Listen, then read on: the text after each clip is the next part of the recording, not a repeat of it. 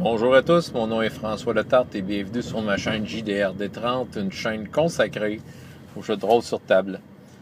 Alors, vie drôliste, ça va être une vidéo réponse à Atomic Fusion qui parlait des tables de rencontres aléatoires, donc ils voulaient avoir un peu notre opinion là-dessus. J'ai mis évidemment dans la description plus bas la vidéo d'Atomic Fusion, où est-ce qu'il nous partage sa vision des tables de rencontres aléatoires. Donc, c'est sûr que table de rencontre aléatoire, c'est pour ou contre.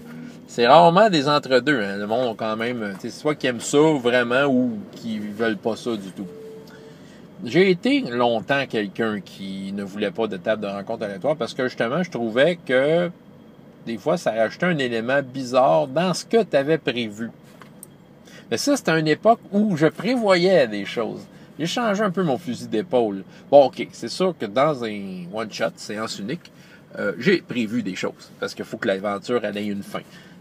Donc, je mets pas trop de tables de rencontres aléatoires, évidemment, dans des séances uniques. Mais mettons, en campagne, je suis rendu que j'ai développé Je suis devenu comme un peu fan de cette pratique-là.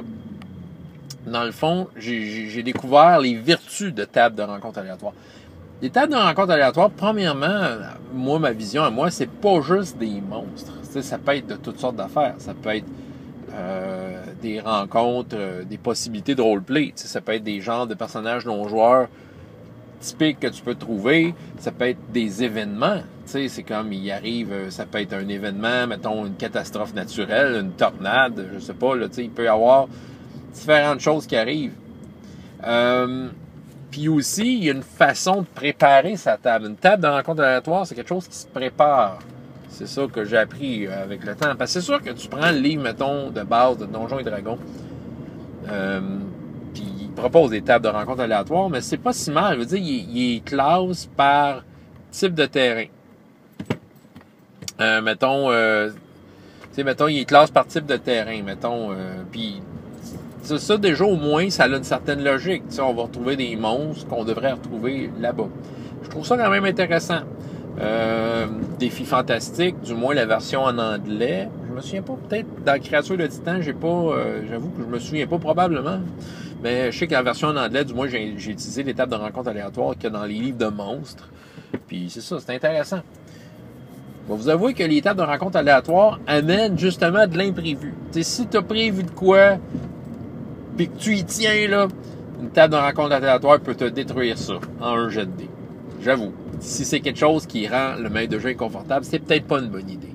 Mais il y a des vertus à ça. Justement, l'inattendu, c'est aussi le fun pour le maître de jeu que pour les joueurs. Parce que là, il se passe de quoi, mais il y a un événement un peu, hors champ qui arrive et qui peut bouleverser la campagne, ce qui se passe. Un autre joueur qui peut s'opposer autant contre les méchants que tu avais prévu que tes joueurs. C'est ça, il y a le fameux dragon bleu qui était apparu par une table de rencontre aléatoire à mon groupe qui était le plus haut, était 2e niveau. Là. Ils l'ont pas affronté, sauf que moi, ça a été une occasion d'inclure ce dragon-là, parce que là, un dragon de même qui passe par rapport, il peut pas juste disparaître après. Je pense que c'était assez marquant pour dire, OK, là, dans cette région-là, il y a un dragon bleu et il se passe de quoi avec. Ce qui fait que, dans le fond, là, fallait que je fasse de quoi avec. Puis, ça avait comme un peu, ça a été une bonne chose. Parce que c'est une campagne qui, avant ça, avait pas, avait rien de très, comment je pourrais dire, c'était pas une campagne qui avait un but réel. Les joueurs avaient leur propre petit but, leur sortaient des missions, toutes sortes de choses. Mais on dirait que le dragon, là, c'était comme rendu, il y avait un enjeu, puis ce dragon-là a amené à autre chose, a amené à créer toutes sortes de problèmes autour du dragon, de le mettre en contexte. Puis plus que je le mettais en contexte, c'est ça, mais il est né d'une table de rencontre aléatoire. Fait que, ce dragon bleu-là a été le centre d'une campagne. Mais c'est ça, il est arrivé de nulle part. Puis je trouvais ça tellement bien. Ça m'a inspiré. Moi, je trouve que c'est inspirant. Le maître de jeu, ça fait partie du jeu, je trouve. Justement, le maître de jeu, il a le droit de rouler des dés puis de se laisser surprendre. Puis c'est ça, ça permet de relancer le maître de jeu, ça permet de brasser la boîte à idées, puis tu sais, dire, OK, là, il pourrait, tu sais, il y a cet élément-là qui arrive. J'ai déjà fait une aventure, une campagne, j'en ai parlé il y a longtemps, mais tu sais, c'était une campagne, j'utilisais Basic Role Playing, la version qui était présentée dans Casus Belli, dans les années 90. Puis je sais qu'à travers ça, il y avait des tables pour donner des idées d'aventure, OK? Tu avais une table que c'était des noms propres, tu avais une table que c'était des verbes, tu avais une table que c'était des endroits. Puis là, tu roulais, fallait que ça implique un personnage non-joueur. Fait que tu roulais sur la table, j'ai dit des noms propres, mais des noms de personnages, des types de personnages, OK? Tu roulais là-dessus, tu avais un personnage qui sortait. Puis ça, tu roulais un verbe. Donc, ce personnage-là était en interaction avec quoi? De selon le verbe, c'était soit un endroit ou une autre personne. Fait que, moi, pendant 2 ans, là, j'étais assis en arrière de mon écran de maître, je ne préparais rien. Première chose que je faisais, je roulais mes dés. Puis, je disais pas aux joueurs les résultats, mais moi, j'étais honnête avec mes jets de dés. Puis, j'écrivais la phrase que ça faisait. Puis, les joueurs étaient là, ils attendaient que ça parte. Puis, je me donnais 5 minutes. Je mettais un timer, 5 minutes. Je brassais mes idées. Puis, tu sais ça, ben, je pouvais, tu sais, relier ça avec ce qui se passait. Ça a quand même bâti une certaine campagne. Puis, un certain...